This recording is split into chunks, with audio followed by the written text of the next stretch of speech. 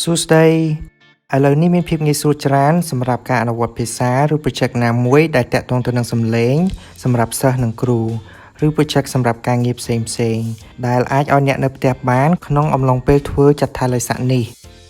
ចង់ដឹងថាកម្មវិធីអីអត់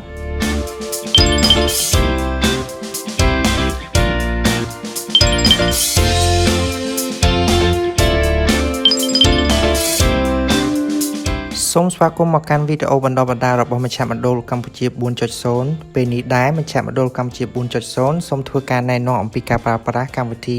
Soundcloud Soundcloud គឺជាកម្មវិធីតន្ត្រីភ្លេងសំឡេងនិង podcast ដែលមានភាពងាយស្រួលនិងសាមញ្ញក្នុងការប្រើប្រាស់ដោយមិនគិតថ្លៃតាមលក្ខណៈមូលដ្ឋាន Basic ជាពិសេសវាមានអត្ថប្រយោជន៍សម្រាប់សិស្សថ្នាក់សិក្សាកម្រិតមធ្យមសិក្សាឡើងទៅក្នុងការធ្វើគម្រោង podcast ដែលតាក់ទងទៅនឹងមេរៀនជាបទបង្ហាញតាមបែបសំឡេងដូចជាការអនុវត្តភាសាការនិទានរឿងបែប digital និងបទរាយការណ៍ផ្សេងៗផងដែរកម្មវិធីនេះអាចប្រើប្រាស់បានតាមអនឡាញលើកម្មវិធីអ៊ីនធឺណិត web browser ឬកម្មវិធីកុំព្យូទ័រឬកម្មវិធីទូរស័ព្ទដែលអាចទិញបានពី App Store iOS ឬ Google Play Android និង Microsoft Store ពេលនេះដែរខ្ញុំសូមធ្វើការបង្ហាញកម្មវិធី Soundcloud របស់ Android តោះកុំឲ្យខាត់ពេលយូរយើងទៅធ្វើការទាញយកទាំងអស់គ្នាសូមទៅកាន់កម្មវិធី Play Store របស់អ្នករួចចុច Search រួចសរសេរពាក្យ Soundcloud កម្មវិធី Soundcloud នឹងបង្ហាញដូចនេះសូមធ្វើការចុចទាញយកនៅកន្លែងនេះបន្ទាប់ពីការទាញយកនិង install បានបញ្ចប់កម្មវិធី Soundcloud នឹងបង្ហាញនៅក្នុង home screen របស់អ្នកដូចនេះចុចលើ icon របស់ Soundcloud ដើម្បីចូលទៅប្រើប្រាស់ជាដំបូងអ្នកត្រូវបង្កើតគណនីរបស់ Soundcloud ដោយចុចត្រង់នេះអ្នកអាចជ្រើសរើសបង្កើតគណនី Soundcloud បានដោយ4វិធីដោយគណនី Google របស់អ្នកដោយគណនី Facebook ឬដោយគណនី Apple ID ឬបង្កើតថ្មីតាមរយៈ email ជ្រើសរើសយក Accept Terms Continue អនុញ្ញាតឲ្យកម្មវិធីចូលទៅកាន់ Facebook របស់អ្នកបំពេញព័ត៌មានពីអាយុនិងភេទរបស់អ្នករួចចុចពាក្យ Done បន្ទាប់ពីបង្កើតគណនីរួចធ្វើការ Sign In ចូលរួចទាំង Home របស់កម្មវិធី Soundcloud នឹងបង្ហាញដូចនេះតោះយើងមើលមុខងារទូទៅរបស់កម្មវិធីសម្រាប់ប៊ូតុងមួយនេះគឺមុខងារបង្ហោះតន្ត្រីសំនៀង podcast ឬសំឡេងផ្សេងៗរបស់អ្នកចំណែកឯប៊ូតុងមួយនេះវិញសម្រាប់មើលការជូនដំណឹងផ្សេងៗ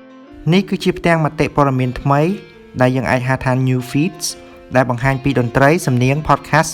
ឬសំឡេងផ្សេងៗពីគណនីដែលអ្នកតាមដានប៊ូតុងមួយនេះសម្រាប់ចូលស្ដាប់បទចម្រៀងដែលអ្នកតាមដានឬយើងអាចហៅថា Stream ចំណែកឯប៊ូតុងមួយនេះវិញសម្រាប់ចូលមុខងារស្វែងរកគណនី SoundCloud ណាមួយឬស្វែងរកតន្ត្រីសំនៀង podcast ឬសំឡេងផ្សេងៗរបស់អ្នកចំណែកឯប៊ូតុងមួយនេះវិញសម្រាប់ចូលទៅបណ្ណាល័យរបស់អ្នក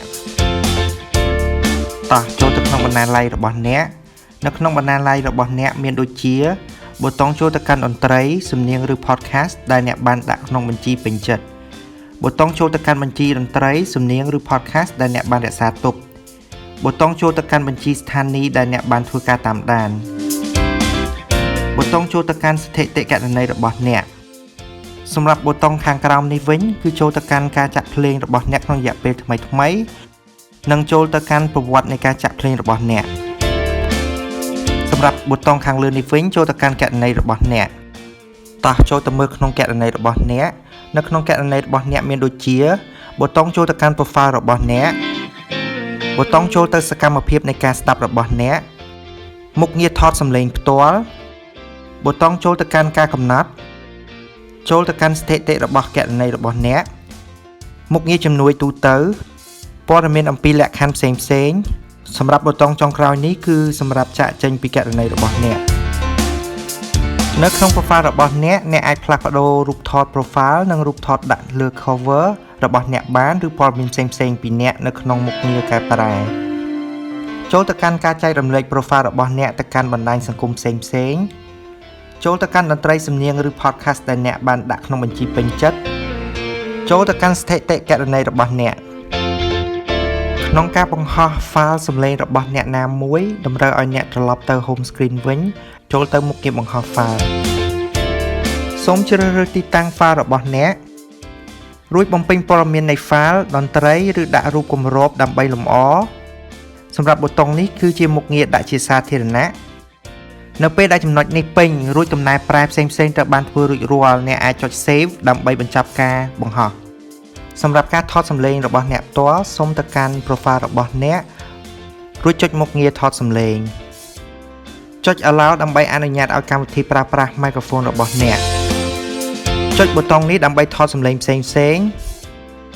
នៅពេលដែលសំឡេងរបស់អ្នកថតចប់អ្នកអាចចុចប៊ូតុងនេះដើម្បីលេងសំឡេងដែលអ្នកបានថតឬក៏អ្នកអាចថតបន្តឬចុចត្រង់នេះដើម្បីមុខងារកាត់តសំឡេងរបស់អ្នកបំពេញព័ត៌មាន file តន្ត្រីនិងដាក់រូបគម្របដើម្បីលម្អមុខងារដាក់ជាសាធារណៈចុចប៊ូតុងនេះដើម្បីបង្ហោះសំឡេងរបស់អ្នកដែលបានថតរួចតោះយើងចូលទៅតាមដានគណនីអ្នកដទៃដែលអាចជាមិត្តរួមថ្នាក់របស់អ្នកជាគ្រូរបស់អ្នកឬក៏ជាមិត្តរួមការងាររបស់អ្នកដើម្បីចូលទៅស្ដាប់សំឡេងឬក៏តន្ត្រីឬក៏ podcast របស់ពួកគេស្វែងរកពួកគេនៅក្នុងចន្លោះ search នេះដោយវាយអក្សររបស់ពួកគាត់គណនីរបស់ Soundcloud នឹងបង្ហាញនៅក្នុង home screen ដូចនេះចុចលើគណនីដើម្បីចូលទៅ profile សម្រាប់ប៊ូតុងខាងស្ដាំនេះជាមុខងារចុចតាមដានបើសិនជាអ្នកចូលចិត្តតន្ត្រីឬក៏សំឡេងឬក៏ podcast របស់អ្នកបង្កើតនៅក្នុង profile របស់អ្នកប្រើប្រាស់ Soundcloud មានដូចជាមុខងារលេងនិងទៅបញ្ជីតន្ត្រីរបស់ម្ចាស់ profile នៅពេលដែលអ្នកលេងតន្ត្រីឬ podcast ឬក៏សំឡេងផ្សេងផ្ទាំងលេងតន្ត្រីនឹងចេញដូចនេះសម្រាប់កន្លែងនេះបង្ហាញឈ្មោះបទចម្រៀងឬ podcast និងតន្ត្រីករ frame កង់បង្ហាញពីការលេងអាចទាញបានទៅមុខឬទៅក្រោយមុខងារចូលចិត្តនិងការបង្ហាញចំនួនចូលចិត្តមុខងារសរសេរមតិនិងការបង្ហាញមតិមុខងារចែករំលែកនិងរក្សាទុកក្នុងបញ្ជីមុខងារកំណត់ចំនួនលេងប៊ូតុងបិទផ្ទាំងលេងតន្ត្រីទាំងអស់នេះគឺជាការប្រើប្រាស់កម្មវិធី Soundcloud តោះសាកល្បងនិងរីករាយជាមួយ Soundcloud ទាំងអស់គ្នាដើម្បីទទួលបានព័ត៌មានថ្មីៗអំពីបច្ចេកវិទ្យានិងការអភិវឌ្ឍសេដ្ឋកិច្ច Digital នៅកម្ពុជាសូមចូលទៅ Subscribe YouTube Channel របស់មជ្ឈមណ្ឌលកម្ពុជា 4.0 ជាចុងក្រោយមជ្ឈមណ្ឌលកម្ពុជា 4.0 សូមអរគុណចំពោះការតាមដានរបស់អ្នកជួបគ្នានៅវីដេអូក្រោយៗទៀតណាខ្ញុំបាទសូមជម្រាបលា